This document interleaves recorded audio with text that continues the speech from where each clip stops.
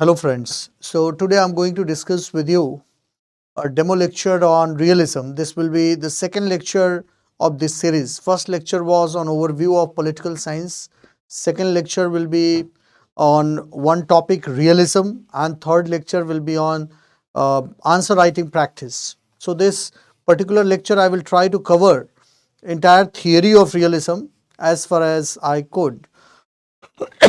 Though it's a very long topic, but I will try to cover as much as I can so that I can give you a glimpse about the theories of international politics and what all we are going to offer in this course.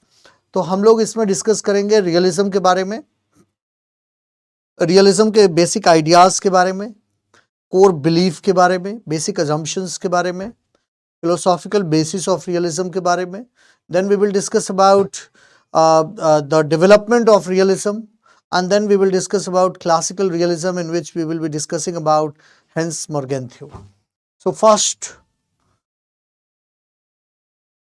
political realism. First, what do we mean by political realism? Political realism is a tradition of analysis which stresses on the imperatives which a state face while pursuing its national interest. क्या कहा मैंने आपसे कहा कि ये it's a tradition of analysis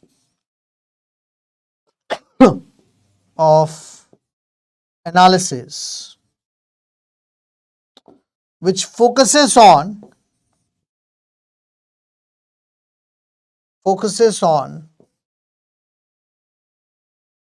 states' challenges while pursuing its national interest. ध्यान रखिएगा, it's a tradition of analysis which focuses on states' challenges while pursuing its national interest.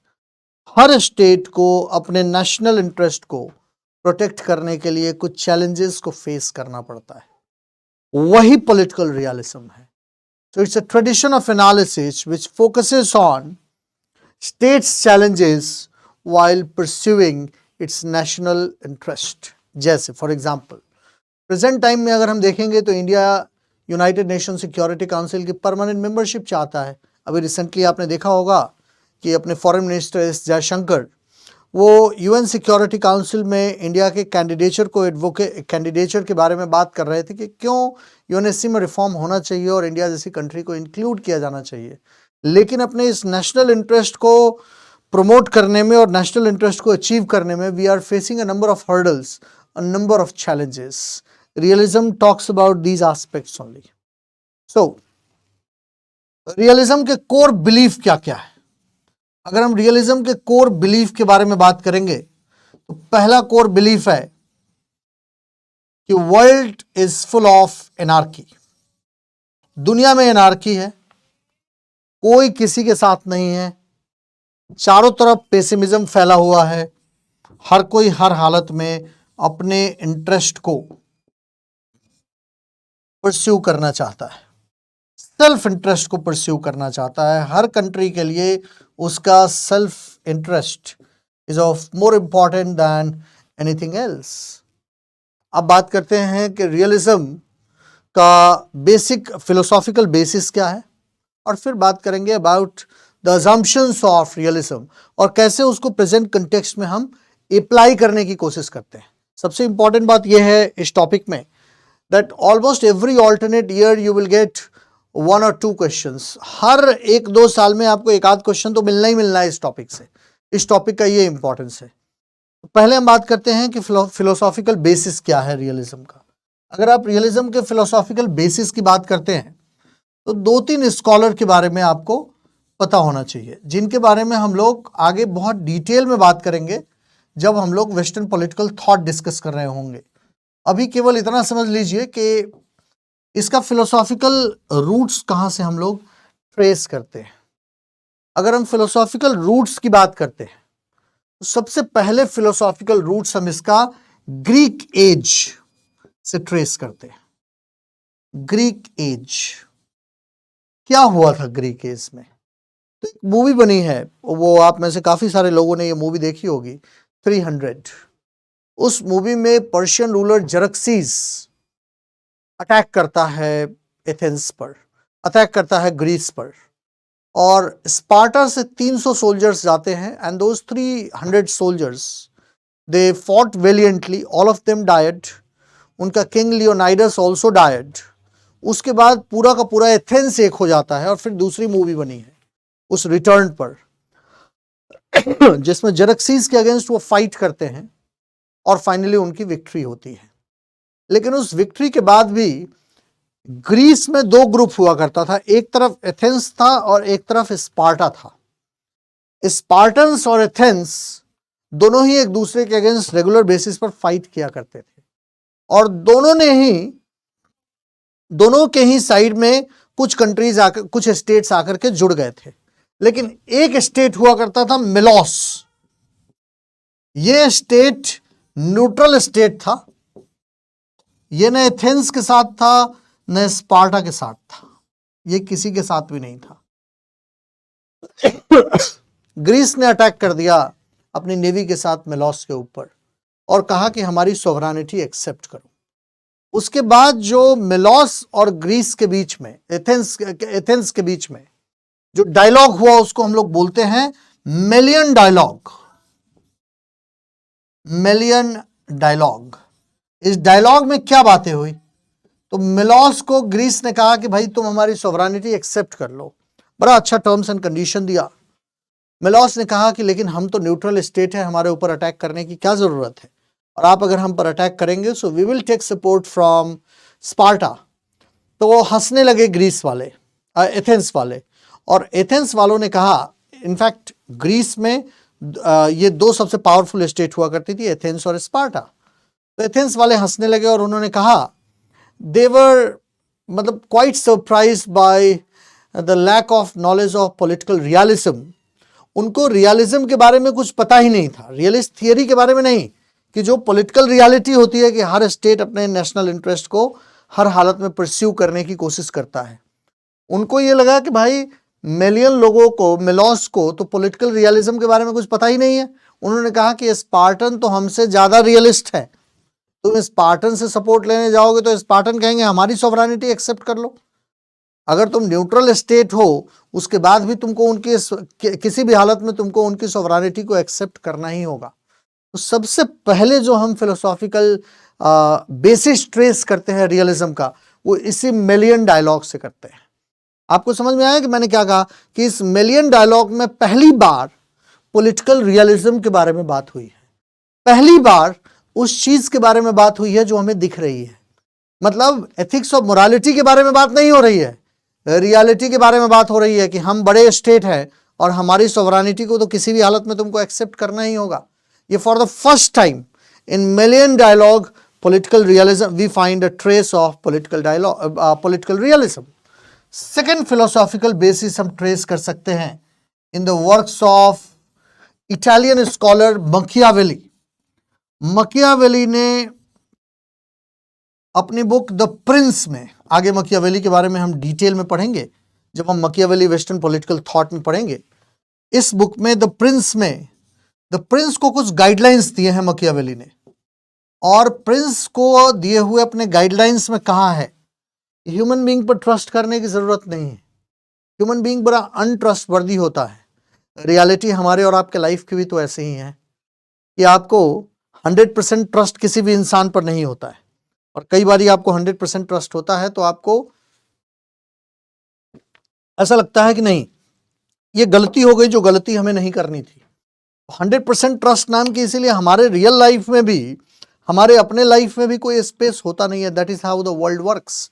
मकियावेली ने प्रिंस को अपने बुक द प्रिंस में advice दिया। ये book एक manual के फॉर्म में है और जिसमें कहा कि ह्यूमन बीइंग अनट्रस्टवर्दी होता है, वैसे भी ह्यूमन बीइंग को ट्रस्ट करने की जरूरत नहीं है। सेकंड, मकियावेली ने कहा कि अननेसेसरली पॉलिटिकल गोल्स को हासिल करते समय मोरालिटी और एथिक्स के बारे में बात करने की जरूरत नहीं है। You need to think in terms of political realism, and the prince should act like a political entrepreneur. कहा बहुत पॉलिटिकल रियलिज्म के टर्म में तुम्हें सोचने की जरूरत है, एथिक्स और मोरालिटी के टर्म में सोचने की जरूरत नहीं है. अगर तुम्हें अपने रूल को रखना है, बनाए रखना है, so you need to have the strength of lion, the strength of lion and guile of foxes. Fox का गाइल होना चाहिए तुम्हारे अंदर और लायन का स्ट्रेंथ होना चाहिए तुम्हारे अंदर, तभी तुम अपने रूल को बना करके रख पाओगे. And you should think like a political entrepreneur, a businessman. तुमको अननेसेसरीली एथिक्स के बारे में, मोरालिटी के बारे में, आइडियोलॉजी के बारे में सोचने की कोई आवश्यकता नहीं है. तुम्हें रिलीजन के बारे में सोचने की कोई आवश्यकता नहीं है. तुमको अपने गोल को देखना है और किसी भी हालत में अपने गोल को अचीव करना है. यहां से भी हम रियलिज्म के फिलोसॉफिकल ओरिजिन को ट्रेस करते हैं. कैसे, अभी आगे डिस्कस करूंगा. रियलिज्म का जो की अजम्पशन है ना, वो इन्हीं आइडियाज से हम ट्रेस करते हैं. And then in the works of Thomas Hobbes, Thomas Hobbes ने कहा कि ये स्टेट ऑफ नेचर था. थॉमस हॉब्स के बारे में भी हम डिटेल में बात करेंगे. थॉमस हॉब्स ने कहा कि in this state of nature man's life was poor, nasty, brutish and short. का ये जो स्टेट ऑफ नेचर है, जिसमें कोई स्टेट नहीं है, जिसमें कोई गवर्नमेंट नहीं है, इस स्टेट ऑफ नेचर में हमारे राइट टू लाइफ, लिबर्टी और प्रॉपर्टी इज नॉट सिक्योर्ड. हर इंसान अपने राइट टू लाइफ, लिबर्टी और प्रॉपर्टी को सिक्योर करने के डिलेमा से जूझ रहा है. इस डिलेमा को रिजॉल्व करने का क्या तरीका है? तो थॉमस हॉब्स ने कहा कि हर इंसान ज्यादा से ज्यादा पावर अक्वायर करना चाहता है. और थॉमस हॉब्स ने अपने बुक लेवाइथन में, या लेवियाथन इसको बोलते हैं, इस स्टेट ऑफ नेचर के बारे में लिखा.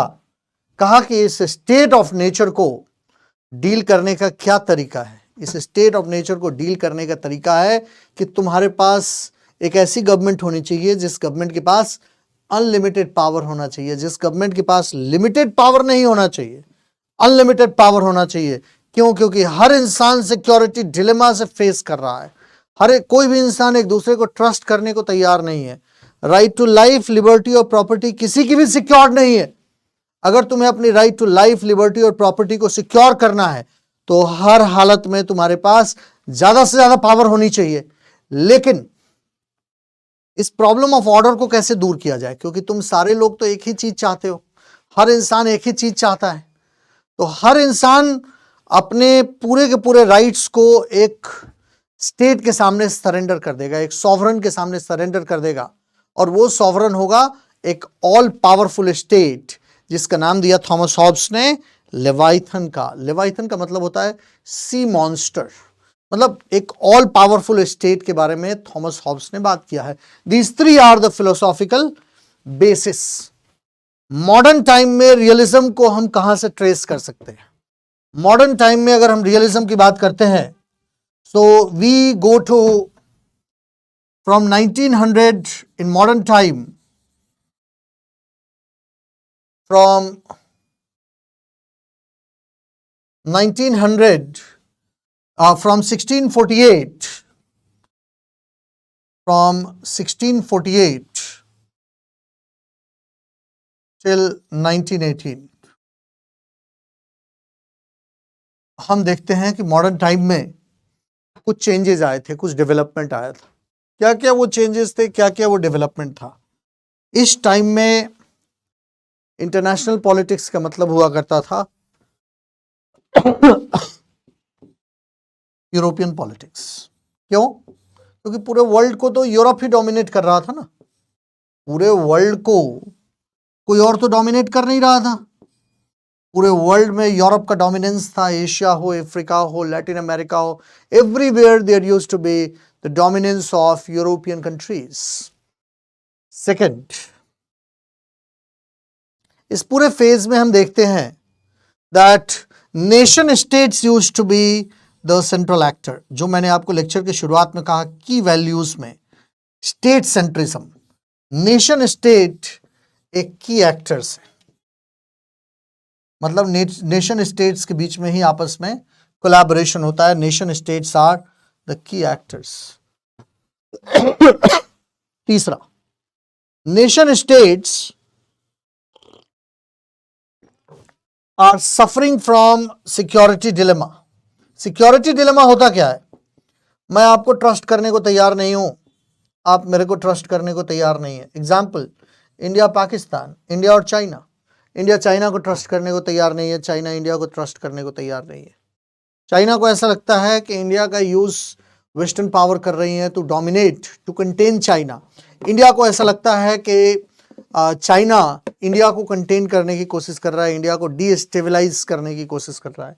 सो every nation used to face security dilemma in this phase. Basically Europe में, आप कहेंगे सर क्या एशिया के बारे में क्यों नहीं बात हो रही है, यहाँ पे अमेरिकाज के बारे में क्यों नहीं बात हो रही है? क्योंकि ये सब तो कॉलोनीज हुआ करती थी ना यूरोपियन कंट्रीज की. तो why to talk about India and China? India China इन सब की लिटरली उस समय ये सारी कंट्रीज कहीं कंपैरिजन में भी नहीं थी यूरोपियन वर्ल्ड के. इसीलिए कहा जाता था कि international politics was nothing but European politics, क्योंकि यूरोप ही तो डोमिनेट करता था. यूरोप की वही 8, 10, 15 कंट्रीज थी जो पूरे के पूरे वर्ल्ड को डोमिनेट करती थी. Nation states were the key actor and every state used to face security dilemma. हर स्टेट सिक्योरिटी डिलेमा फेस करता था. कोई स्टेट एक दूसरे को ट्रस्ट करने को तैयार नहीं था. हर state was after another state. और हर स्टेट का की मोटिवेशन क्या हुआ करता था इस फेज में? हर स्टेट का की मोटिवेशन इस पर्टिकुलर फेज में हुआ करता था प्रोटेक्शन ऑफ नेशनल इंटरेस्ट. हर हालत में वो अपने नेशनल इंटरेस्ट को प्रोटेक्ट करना चाहती थी. हर हालत में अपने नेशनल इंटरेस्ट को प्रोटेक्ट करना चाहती थी. इस समय कोई इंटरनेशनल इंस्टीट्यूशन नहीं था. There was no international institution. मान लिया कोई इंटरनेशनल इंस्टीट्यूशन नहीं है, दो कंट्री के बीच में टेंशन चल रहा है, तो उस टेंशन को कौन रिजॉल्व करेगा? और दोनों कंट्री को एक दूसरे के ऊपर ट्रस्ट नहीं है, कभी भी किसी भी बात पर वॉर हो सकता है. तो वहां पीस इंश्योर करने का तरीका क्या हुआ करता था? वहां पीस इंश्योर करने का तरीका हुआ करता था एक कंसेप्ट है बैलेंस ऑफ पावर, जिसके बारे में आगे हम डिटेल में बात करेंगे. बैलेंस ऑफ पावर होता क्या? आप में से कुछ लोगों के दिमाग में अभी ये बात आ रही होगी. इसको इस तरीके से समझिए. आपने तराजू देखा है, वेइंग मशीन की मैं बात नहीं कर रहा हूं. अपने यहां जो तराजू होता था, अभी तो वेइंग मशीन आ गया है. उस तराजू में क्या होता था कि तराजू इक्विलिब्रियम के कंडीशन में होता है. लेकिन तराजू के अगर एक पार्ट पर हम वेट रखते हैं, क्या होगा? वो वाला पार्ट नीचे चला जाएगा, दूसरा वाला पार्ट ऊपर चला जाएगा. इसका मतलब कि इक्विलिब्रियम डिस्टर्ब हो गया. इक्विलिब्रियम को बैलेंस करने के लिए दो बातें हैं. पहला, वेट हटा देना होगा. दूसरा, यहां पर भी उतना ही वेट डाल देना होगा.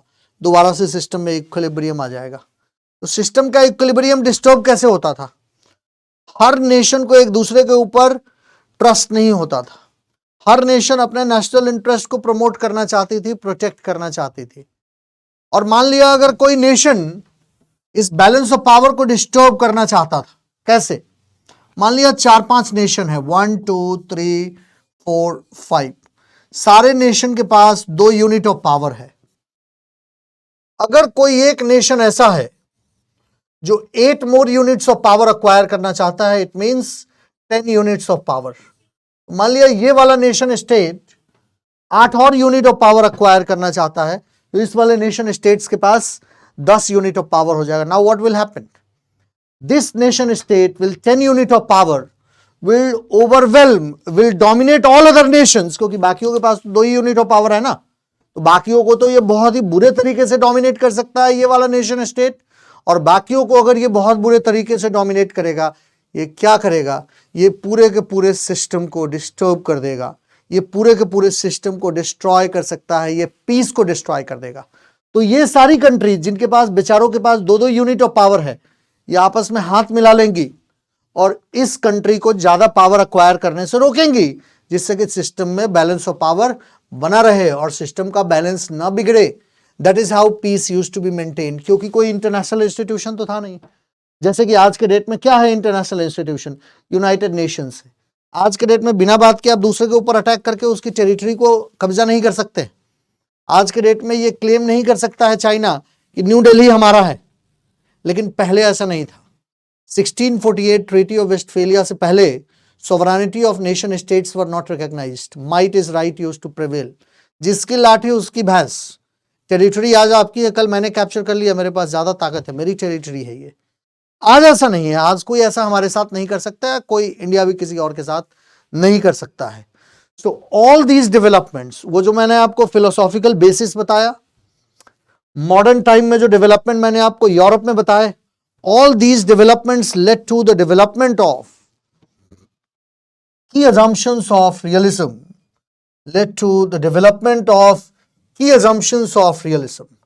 तो रियलिज्म का की assumptions यहीं से डेवलप हुआ। क्या था रियलिज्म का की assumptions, उसके बारे में पहले समझिए।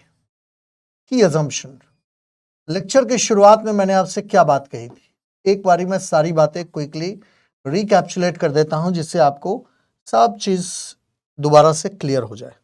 मैंने आपसे क्या बताया था शुरुआत में? मैंने आपसे कहा था कि कोर बिलीफ क्या है रियलिज्म के। तो चारों तरफ एनार्की है, कोई किसी पर ट्रस्ट करने को तैयार नहीं है, हर कोई अपने इंटरेस्ट को प्रमोट कर रहा है, और बहुत ही पेसिमिस्टिक अकाउंट दुनिया का कि यहाँ कोई कोऑपरेशन नहीं हो रहा है, यहाँ केवल कन्फ्लिक्ट हो रहा है। हर कोई अपने इंटरेस्ट को प्रोटेक्ट करने की कोशिश कर रहा है, जिसमें वो बड़ी प्रॉब्लम फेस कर रहा है हर कोई। तो इसलिए मैंने पॉलिटिकल रियलिज्म के बारे में उस समय आपसे बात किया। फिर मैंने आपसे क्या कहा? मैंने आपसे उसके बाद बताया, I discussed with you about this what you call, ये वाला स्लाइड कहाँ चला गया? This, then I discussed with you about philosophical basis. हाँ, then I discussed with you about philosophical basis of realism. तो मैंने आपको फिलोसॉफिकल बेसिस में ट्रेस ग्रीक एज से किया रियलिज्म को। ग्रीक एज में कहां से ट्रेस किया? तो ग्रीक एज में एक स्कॉलर हुआ करता था, मैंने उस स्कॉलर के बारे में आपसे अभी डिस्कस नहीं किया है। स्कॉलर का नाम था थूसीडाइड्स। थूसीडाइड्स ने अपने पेलोपोनेशियन वॉर में बात किया है इस चीज के बारे में जो मैंने आपको यहां स्टोरी बताई थी। थूसीडाइड्स ने अपने पेलोपोनेशियन वॉर में बात किया मेलियन डायलॉग के बारे में। क्या था मेलियन डायलॉग? तो मैंने आपसे कहा कि एक बार पर्शियंस ने ग्रीस के ऊपर अटैक किया, इसमें सारे पहले 300 सोल्जर स्पार्टा से गए, सारे लोग किल हो गए। स्पार्टा का किंग लियोनाइडस भी उसमें वाज आल्सो किल्ड। उसके बाद पूरा का पूरा ग्रीस मिल के वो वॉर पर्शियंस के अगेंस्ट उन्होंने फाइट किया। इस पर मूवी भी बनी है, 2 मूवी जो 300 पे बनी है, 300 एंड 300 राइज ऑफ एम्पायर, ऐसे करके एक दूसरी मूवी बनी है। पूरा का पूरा ग्रीस फाइट करता है और अल्टीमेटली उनको विक्ट्री मिलती है। उसके बाद भी लेकिन एथेंस और स्पार्टा के बीच में कन्फ्लिक्ट बना रहता है। वो तो कोई बाहरी अटैक कर रहा था, इसलिए उन्होंने आपस में मिलकर के फाइट किया, क्योंकि ग्रीक्स लोग इंटरनेशनल रिलेशंस में यकीन नहीं करते थे। वो बाहरी लोगों को डेवलप्ड सिविलाइजेशन नहीं मानते थे, वो बाहरियों को बारबेरियंस मानते थे। वो अपने आप को सबसे डेवलप्ड सिविलाइजेशन, एडवांस सिविलाइजेशन मानते थे। इसमें मैंने आपसे बात किया कि एथेंस ने अटैक किया मिलोस के ऊपर और मिलोस से कहा कि हमारी सोवरेनिटी एक्सेप्ट करो। मिलोस ने कहा कि भाई हम तो न्यूट्रल स्टेट है, और यहीं से मिलियन डायलॉग स्टार्ट हुआ एथेनियंस के बीच में और मिलोस के बीच में। मिलोस ने उनसे कहा कि अगर तुम हम पर अटैक करोगे और हमारी बात नहीं मानोगे तो हम स्पार्टा से सपोर्ट ले लेंगे। ग्रीक्स उनकी बात पे हंस पड़े और ग्रीक्स को ये लगा कि इनको पॉलिटिकल रियलिज्म के बारे में तो कुछ पता ही नहीं है, ये लोग तो बेचारे एथिक्स और मोरालिटी की बात करने वाले लोग हैं। तो पहली बारी हम रियलिज्म का ट्रेस वहीं पर देखते हैं। During in Thucydides Peloponnesian war when he talks about Melian dialogue, ये पहला ट्रेस था कि जहां पहली बार ग्रीक्स ने कहा कि अरे भाई रियलिटी समझो, तुम छोटे स्टेट हो, हम बड़े स्टेट हैं, हमारी सोवरेनिटी तुमको एक्सेप्ट करना होगा। उन्होंने कहा कि हम स्पार्टा के पास चले जाएंगे। तो एथेनियंस मुस्कुरा उठे और एथेनियंस ने कहा कि स्पार्टन्स तो हमसे भी ज्यादा रियलिस्ट हैं, तुम्हें क्या लगता है स्पार्टन तुम्हें छोड़ देंगे? तुम स्पार्टन्स के पास जाओगे वो भी यही करेंगे। तो खैर, दूसरा मैंने आपसे कहा मकियावेली ने अपने द प्रिंस में पॉलिटिकल रियलिज्म के बारे में बात किया है कि प्रिंस को किस तरीके से नेशनल इंटरेस्ट को प्रोटेक्ट करना है। प्रिंस और कहा मकियावेली ने ऑप्टिमिस्टिक नहीं, rather pessimistic account of human nature दिया। कहा ह्यूमन बीइंग को ट्रस्ट करने की जरूरत नहीं है।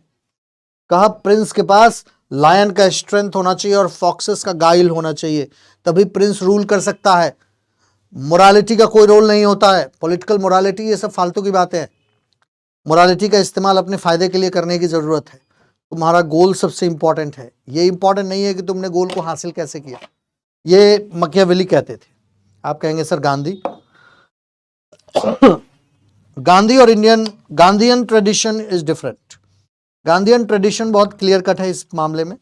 गांधी का ऐसा मानना है कि भाई बोया पेड़ बबूल का तो आम कहां से पाओगे, बबूल के पेड़ से आम नहीं होना है। गांधी का एकदम क्लियर कट कहना है कि तुम्हारा जो रास्ता है वो रास्ता इज इक्वली इंपॉर्टेंट। अगर रास्ता खराब है तो फल अच्छा नहीं मिलेगा। मकियावेली का कहना है कि फल की रास्ते की कोई चिंता नहीं है, किसी रास्ते से पहुंचो, अल्टीमेटली तुमको तुम्हारा गोल हासिल कर लेना है। तुमने गोल हासिल कर लिया, तुम सक्सेसफुल हो। यहां से भी हम नेशनल इंटरेस्ट की बात समझ सकते हैं। अभी आपको ये बात समझ में आ रही होगी कि प्रिंस को जो ये एडवाइस दे रहा है बेसिकली यही रियलिज्म का कोर अजम्पशन बन जाता है। ये कहता है कि गोल हासिल करने की जरूरत नहीं है, सब कुछ अपना इंटरेस्ट प्रोटेक्ट करना है। किस तरीके से अपने इंटरेस्ट को तुम हासिल कर सकते हो। तो प्रिंस को जो जो बातें कही हैं मकियावेली ने, रियलिज्म का eventually core assumption, realist school of thought, इन्हीं सबसे मिल करके बना हुआ है।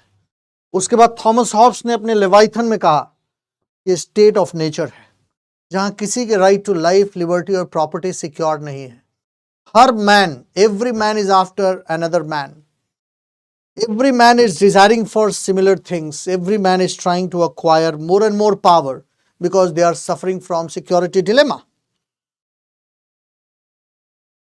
चूंकि वो सिक्योरिटी डिलेमा को फेस कर रहे हैं तो वो क्या करेंगे, सिक्योरिटी डिलेमा को फेस कर रहे हैं इसलिए वो अपनी पावर को और ज्यादा बढ़ाएंगे और एक कन्फ्लिक्ट का कंडीशन हर समय बना रहेगा।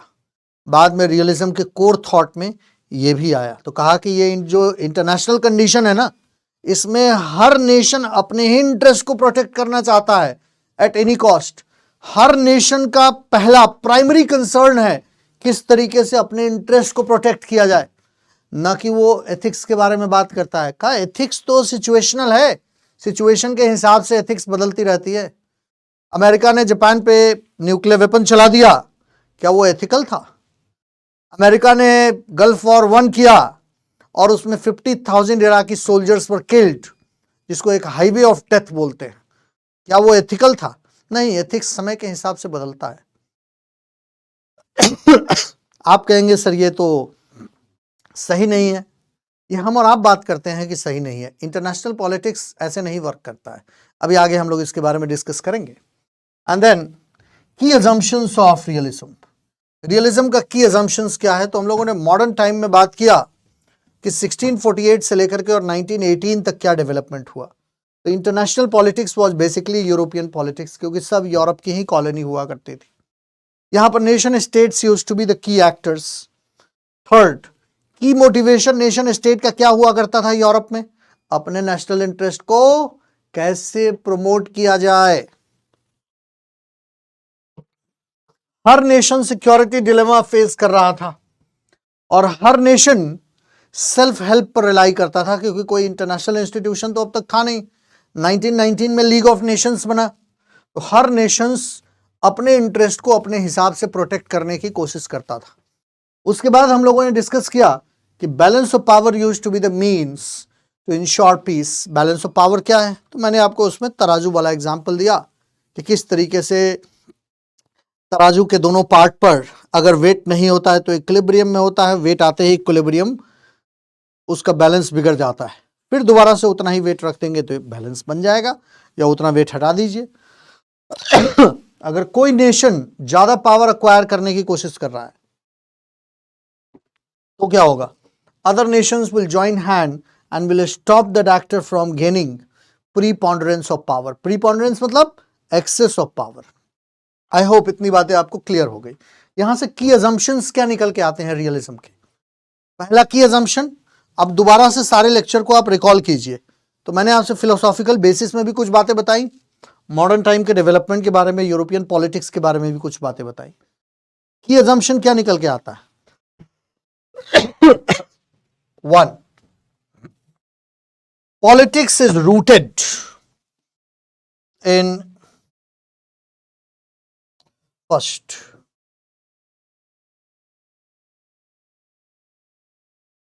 politics is rooted in pessimistic behavior of human being, pessimistic account of human nature. कहा कि जैसा ह्यूमन बीइंग का नेचर होता है एग्जैक्टली आपको वैसी ही पॉलिटिक्स देखने को मिलती है। तो यहां की अजम्पशन क्या है? दैट नेशन स्टेट्स आर की एक्टर्स। 1, नेशन स्टेट्स आर की actors, point number 1. Point number 2, every nation का मोटिवेशन क्या है? Protection of national interest. Her nation अपने नेशनल इंटरेस्ट को प्रोटेक्ट कर रहा है। Protection of national interest. 3rd, national interest को प्रोटेक्ट करने के लिए नेशंस क्या करेगा? Self help. कोई और उपाय नहीं है उसके पास, सेल्फ हेल्प। क्यों? क्योंकि कोई वर्ल्ड गवर्नमेंट थोड़ी है कि सारी कंट्री की एक ही गवर्नमेंट हो कि कोई किसी पर अटैक नहीं कर सकता है। So every nation will rely upon self help. Point number 3. 4th, every nation will try to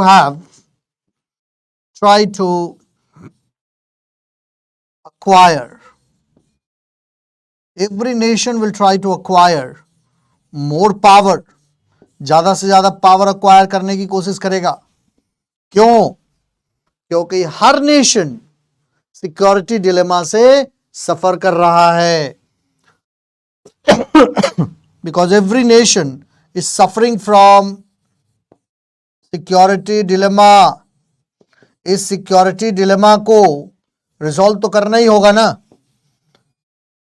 India China को ट्रस्ट नहीं कर रहा है, चाइना इंडिया को नहीं कर रहा है। अमेरिका चाइना को नहीं कर रहा है, चाइना अमेरिका को नहीं कर रहा है। जापान अमेरिका को नहीं कर रहा है, जापान चाइना को नहीं कर रहा है, चाइना जापान को ट्रस्ट नहीं कर रहा है। So every nation is suffering from security dilemma and they are trying to resolve their security dilemma. कैसे वो अपनी सिक्योरिटी डिलेमा को रिसॉल्व करना चाहते हैं? By having more and more power.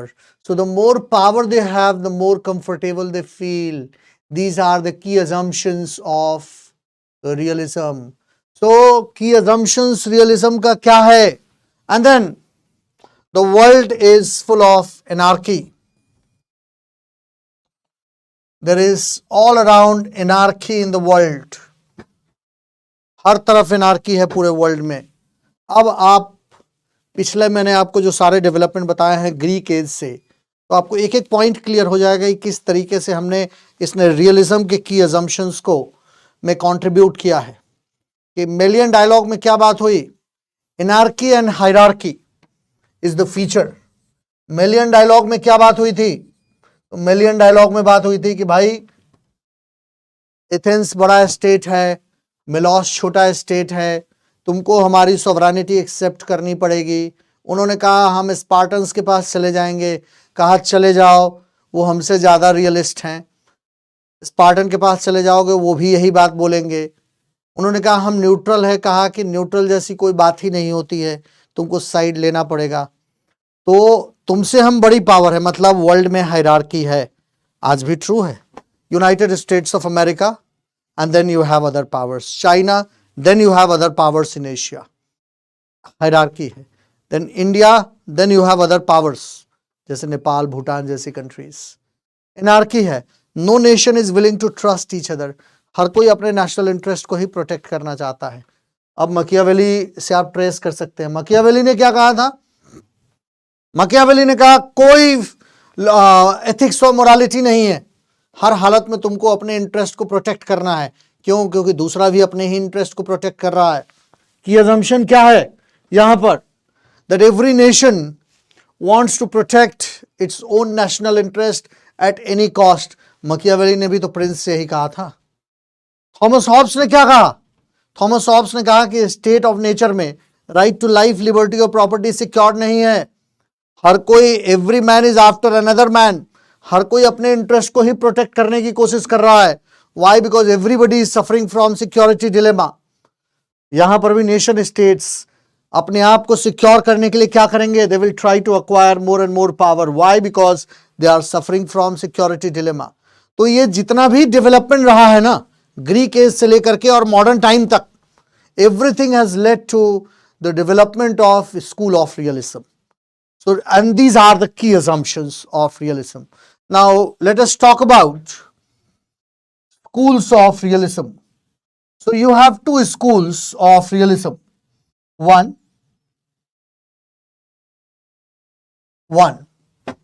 realism, you have on one hand classical realism.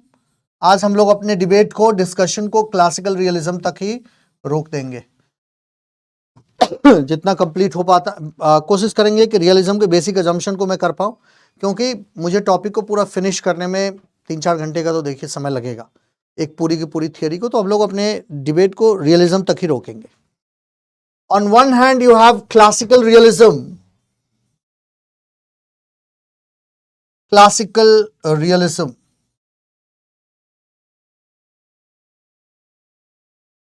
On the other hand, you have modern realism, or rather scientific realism, which is also known as scientific realism और neo-realism.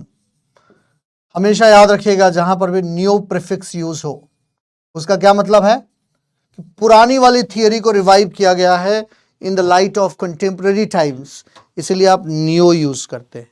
जहां पर भी neo use करूं मैं, मान लिया मैं neo Marxist use करता हूं, इसका क्या मतलब है कि मार्क्स की थियरी को आज के समय के हिसाब से रिवाइव करने की कोशिश की गई है, इसलिए मैं उसको नियो मार्क्सिस्ट बोलूंगा. आज के टाइम मतलब जो टाइम रहा होगा उस बंदे का, उसको मैं नियो मार्क्सिस्ट बोलूंगा. नियो का बेसिकली मतलब होता है that earlier theory was revived in the light of contemporary times, इसलिए हम लोग नियो प्रीफिक्स यूज करते हैं. और नियो रियलिज्म में you have two schools, strategic realism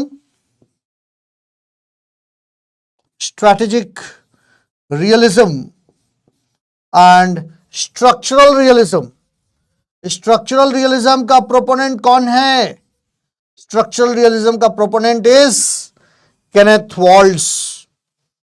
proponent is Kenneth Waltz. Strategic realism का प्रोपोनेंट कौन है? स्ट्रैटेजिक रियलिज्म का प्रोपोनेंट इज थॉमस शेलिंग. लेकिन हम लोग आज कंप्लीट नहीं कर पाएंगे न्यू रियलिज्म. तो जहां तक हम कंप्लीट कर पाएंगे आराम से, अच्छे से, उतने तक ही करेंगे, हम रश अप नहीं करेंगे. भगाने का कोई स्कोप नहीं है. आगे भी जब हम लोग पढ़ाई करेंगे, अगर आप कोर्स ज्वाइन करेंगे, तो मैं किसी भी चीज को पुश नहीं करूंगा. ऑनेस्टी से, इंटेग्रिटी के साथ जितनी चीजें होती हैं, जितने टाइम में उतना ही करूंगा. ये नहीं कि मैं जल्दी से भगा रहा हूं पूरे कोर्स को कि जल्दी से जल्दी फिनिश कर दिया जाए. नहीं, आराम से समझिए, कीजिए, क्योंकि एक बार ये चीजें आपके दिमाग में बैठ गई तो आपके लिए चीजें बहुत आसान हो जाती है. इवेंचुअली चीजें आपके दिमाग में नहीं बैठी, हर समय आपके सामने चैलेंजेस रहेगा. अब ये बातें जो मैं आपसे डिस्कस कर रहा हूं, आप इसके लिए 200 पेज की बुक भी पढ़ लेंगे तो इतना ही मिलना है आपको. उन सारे बुक्स का मैंने आपको क्रक्स यहां पर बता दिया. यही क्लासरूम का फायदा है. इसीलिए मैंने आपसे कहा कि हम पीडब्ल्यू में जो कोर्सेस ऑफर करने जा रहे हैं, इट इज वेरी अफोर्डेबल. ये एजुकेशन का डेमोक्रेटाइजेशन है कि जहां गांव गांव तक हम इस एजुकेशन को पहुंचाएंगे. यही क्वालिटी आपको दिल्ली के किसी कोचिंग में मिलनी है जो आपको यहां मैं प्रोवाइड करवा रहा हूं. इसमें इससे ज्यादा आप क्या दे देंगे? इससे ज्यादा देने का मतलब है कि मैं आपको पीएचडी की पढ़ाई करवा रहा हूं. एग्जाम में इतने से क्वेश्चन होना है. अगला क्वेश्चन जब मैं आपसे करवाऊंगा तो आंसर राइटिंग में आप रियलाइज करेंगे कि यार इतने से ही सब कुछ हो रहा है. क्वेश्चन होना चाहिए आपका. बेसिकली प्राइमरी पर्पस वो होना चाहिए। तो classical realism, scholar Hans Morgenthau, one of the greatest scholar, Morgenthau, Gen, Hans Morgenthau. अब बात करते हैं हेंस मॉर्गेंथ्यू के बारे में, and why Morgenthau is so important. So remember, entire international politics is nothing but a dialogue between Morgenthau and his critic। पूरा international politics कुछ नहीं है, ये डायलॉग है बिटवीन मॉर्गेंथ्यू, जो मॉर्गेंथ्यू के साथ के लोग हैं, सपोर्टर्स हैं, और जो मॉर्गेंथ्यू के क्रिटिक हैं। तो Morgenthau was such a great personality that you can love Morgenthau,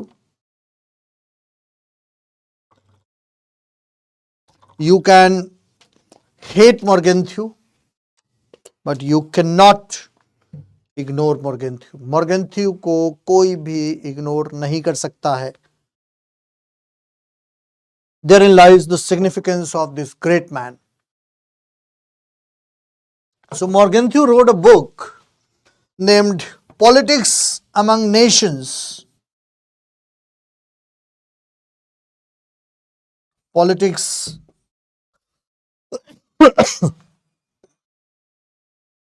among nations।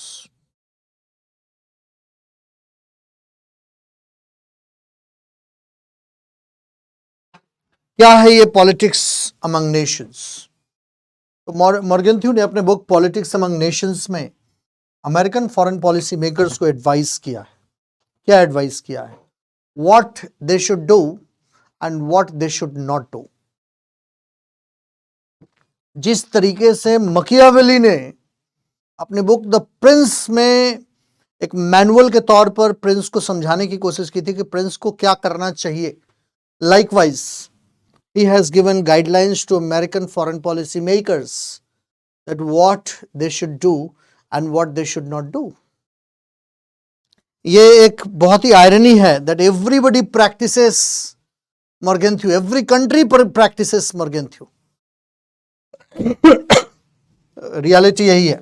तो क्या एडवाइस दिया? Morgenthau talks about his 6 principles,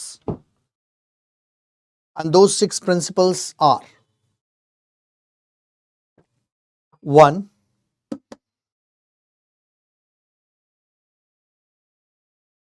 six principles of Hans Morgenthau।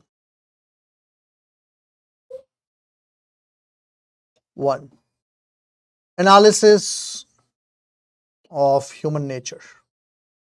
ध्यान से समझिएगा, analysis of human nature.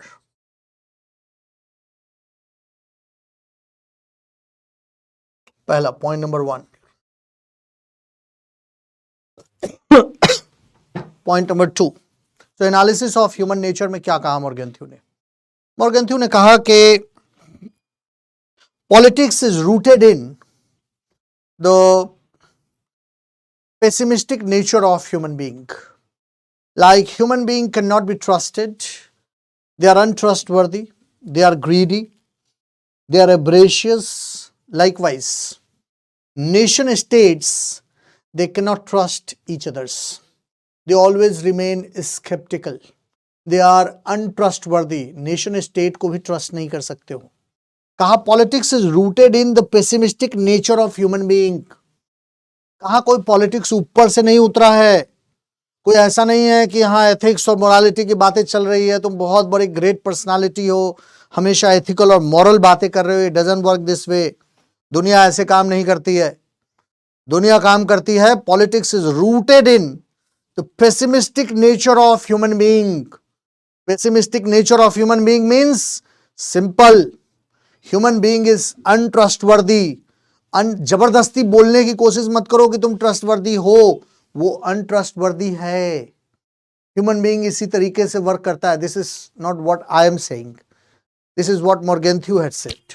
मॉर्गेंथ्यू said that politics is, people are untrustworthy, politics is rooted in the pessimistic account of human nature.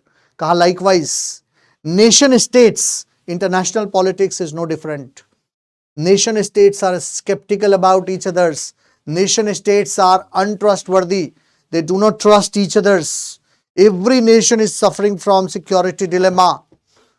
So first point, analysis of human nature, because politics is rooted in the pessimistic account of human nature. So nation states are also skeptical about each others. वो भी एक दूसरे को trust नहीं करते हैं.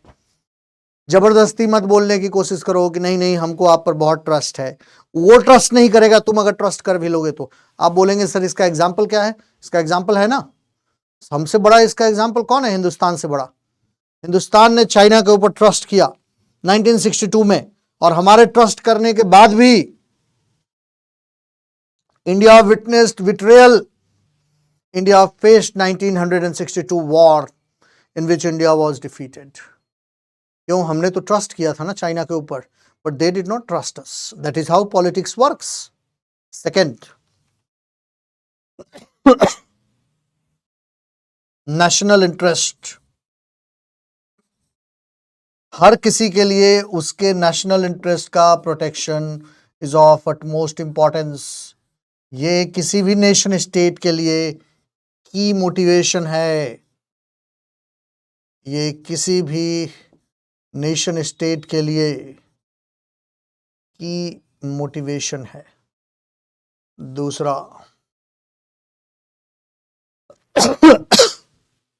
Second, so it is key motivation for nation states.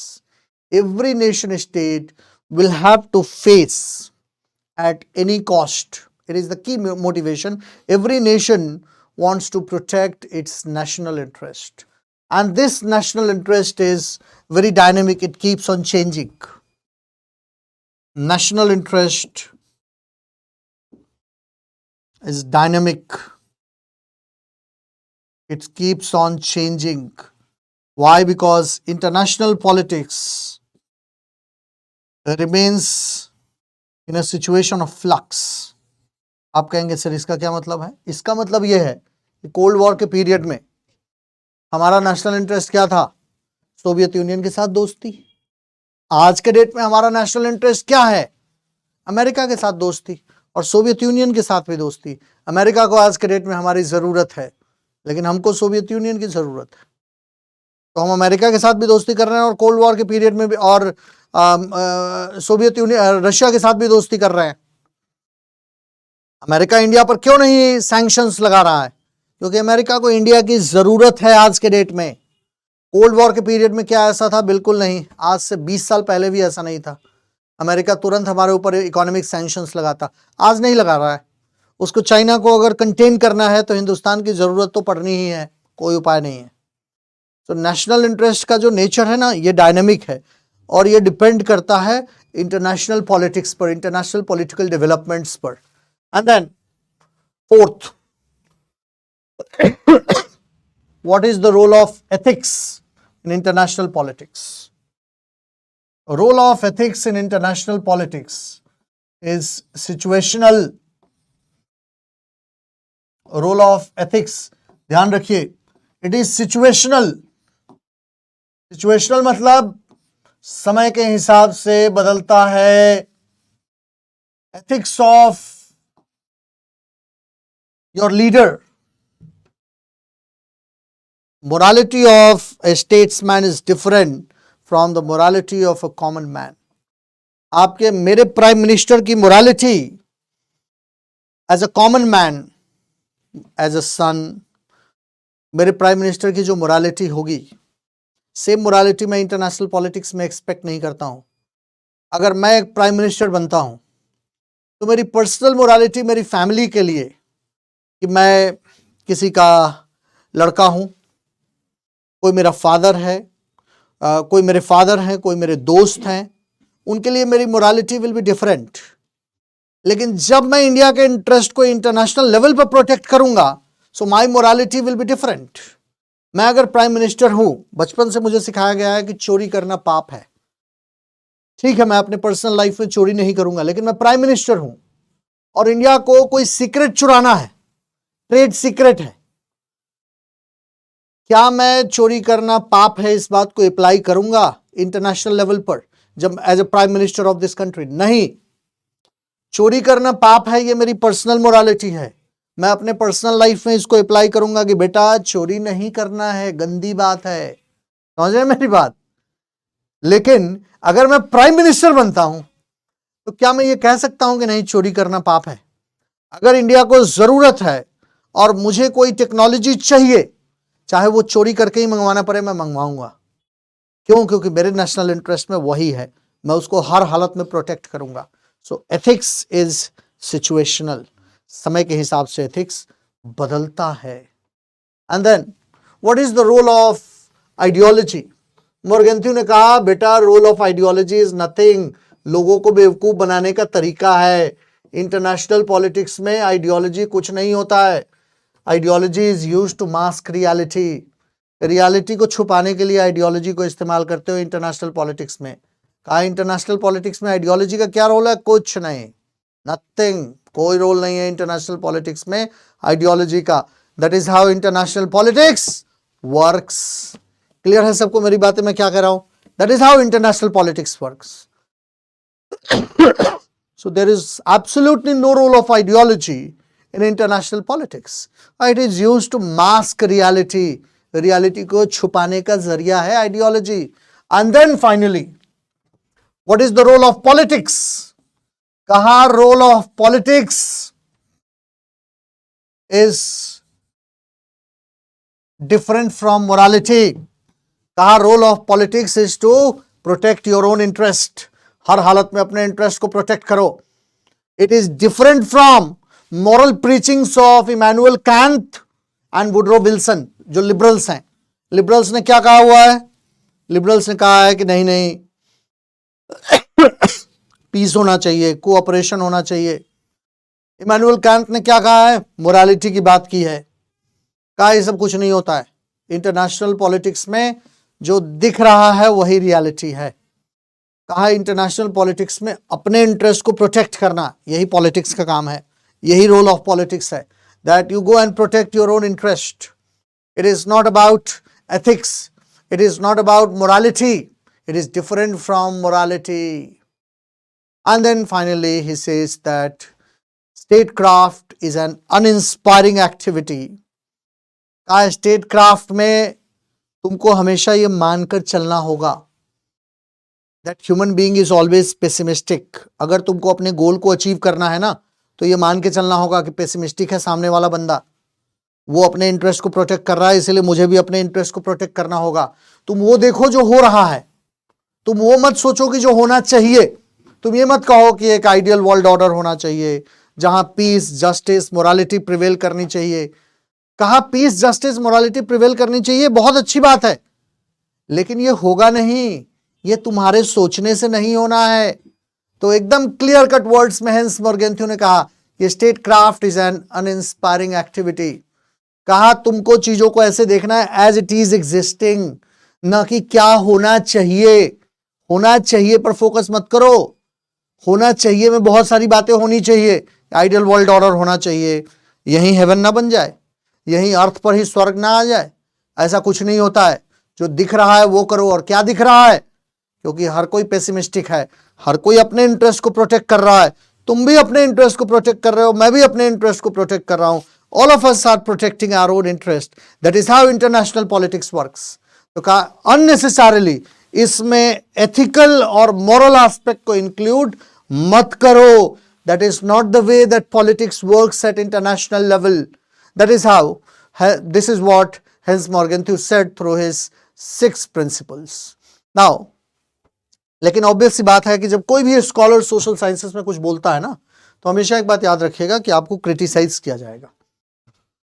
क्यों criticise किया जाएगा? क्योंकि ये यूनिवर्सल लॉ ऑफ ग्रेविटेशन नहीं है, मैथ्स नहीं है ना, 2 + 2 = 4।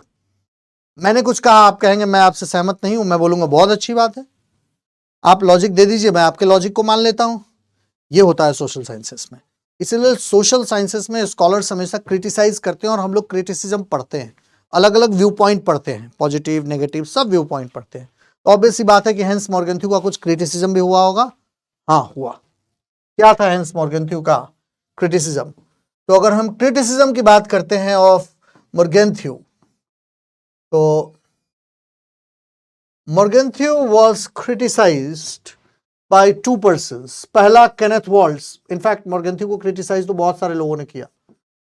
केनेथ वॉल्स ने भी किया, बेनो वॉशरमैन ने भी किया, रॉबर्ट टकर ने भी किया, स्टैनले हॉफमैन ने भी किया, लेकिन हमको उनके बारे में इतनी डिटेल में अभी यहाँ डेमो लेक्चर में मैं आपसे नहीं डिस्कस करूंगा.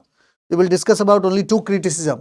One is of Kenneth Waltz and second is of Benno Wasserman. Kenneth Waltz new realist है, यहाँ पर मैंने आपको बताया हुआ है Kenneth Waltz के बारे में.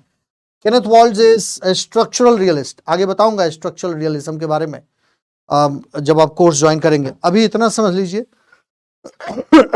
Kenneth Waltz ने क्या कहा. Kenneth Waltz ने कहा कि Morgenthau bases his theory on the analysis of human nature. Morgenthau rather bases everything on the pessimistic nature of human being. He analyzes human nature. कहा that is not scientific.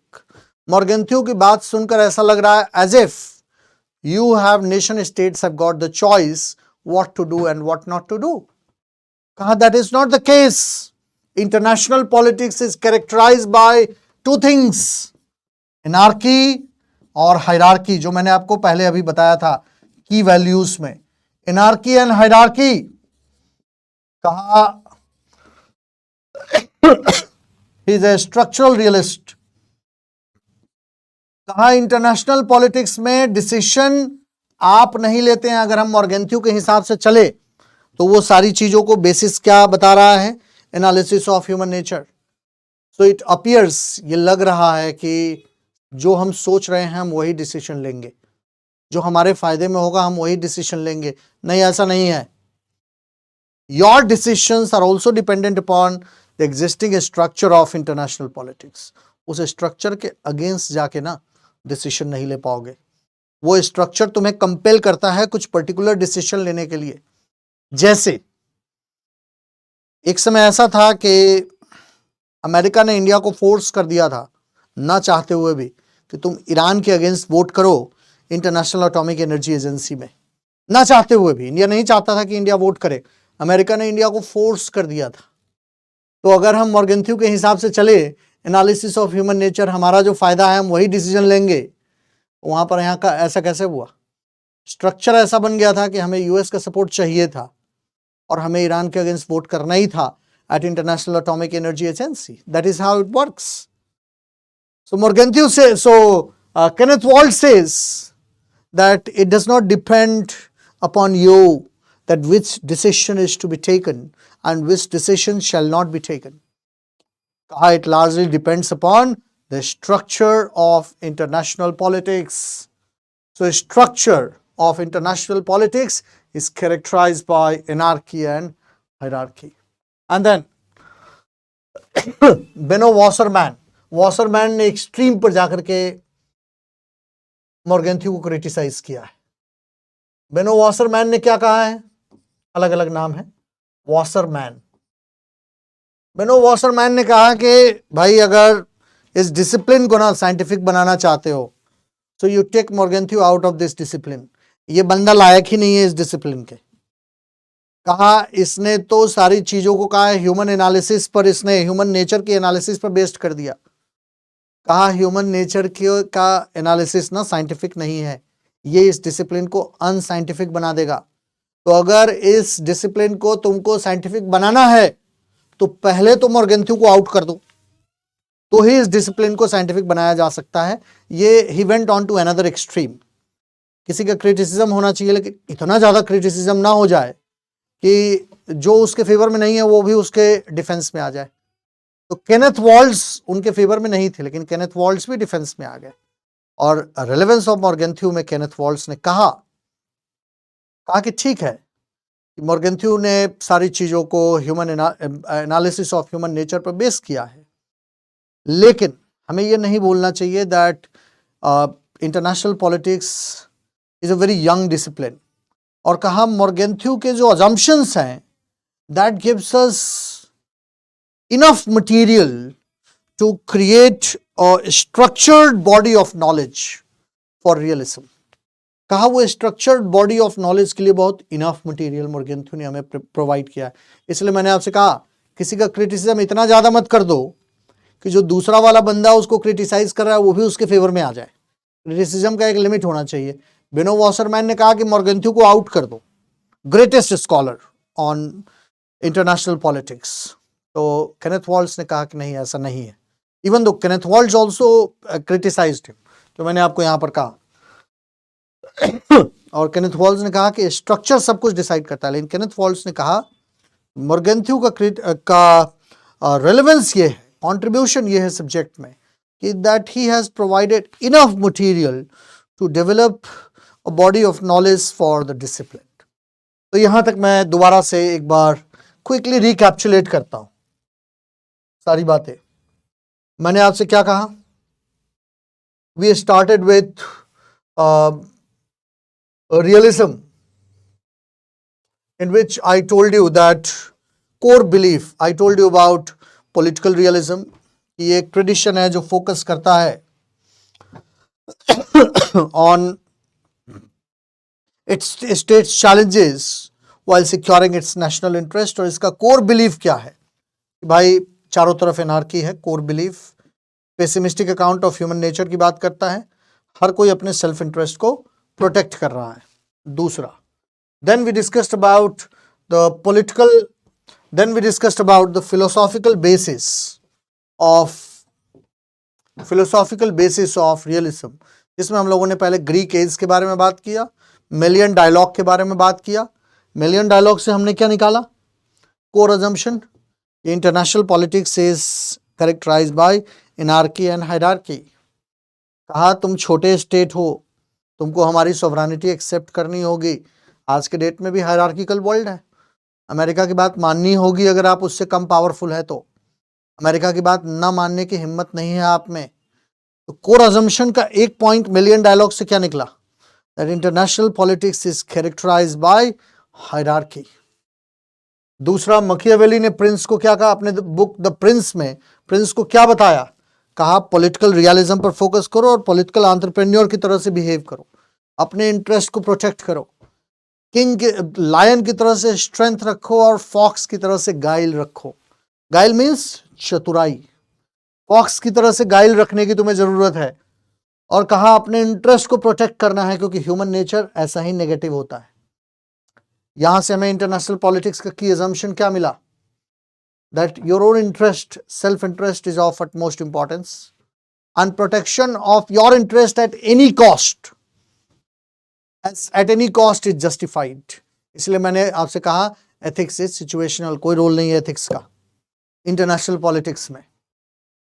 And then Hobbes ने क्या कहा? State of nature. अपने Leviathan में Hobbes ने लिखा that there was all around a state of anarchy. कहा there हर तरफ मारकाट मची हुई थी। Right to life, property and liberty was not secured. Since right to life, liberty and property was not secured, so there was only way to secure your right to life, liberty and property.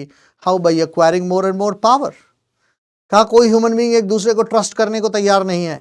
यहां से क्या core assumption निकला? यहां से core assumption निकला that man is facing security dilemma। So in international politics, even nation states are facing security dilemma। Second, every man is trying to acquire more and more power in this anarchical world। तो core assumption क्या निकला? That every nation is trying to acquire more and more power। Third, the world is full of anarchy। सारा core assumption इसी philosophical basis से निकला है। तो इसलिए it's no rocket science.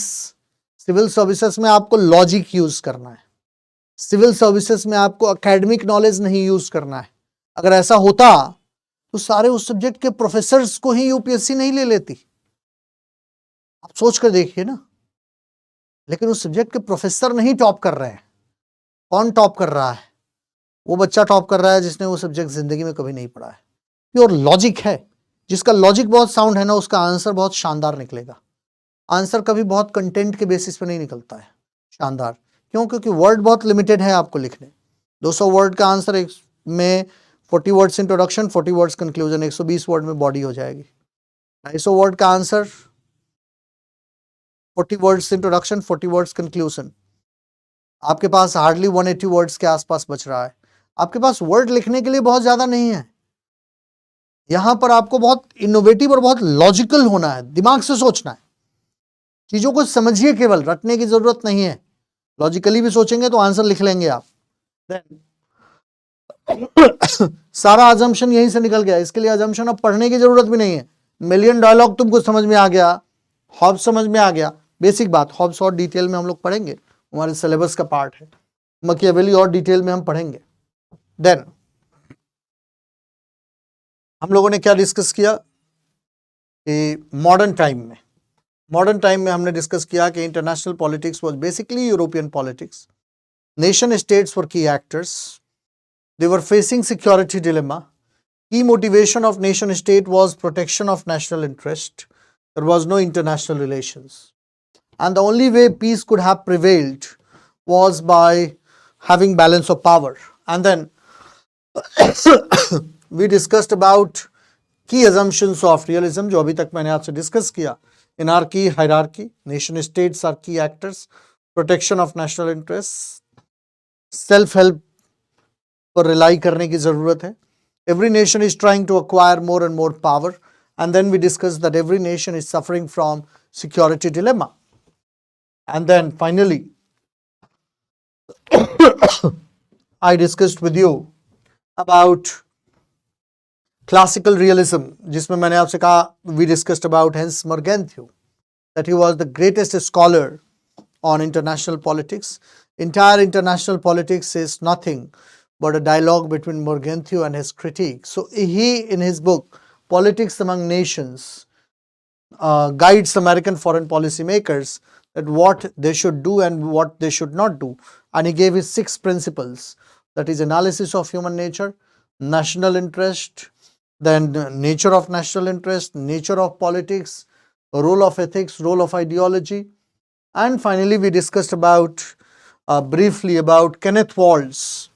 Kenneth Waltz ने मॉर्गेंथ्यू को कैसे क्रिटिसाइज किया है, और बेनो वॉसरमैन ने कैसे क्रिटिसाइज किया, और केनेथ वॉल्ट्ज ने एंड में मॉर्गेंथ्यू के रेलेवेंस में क्या कहा।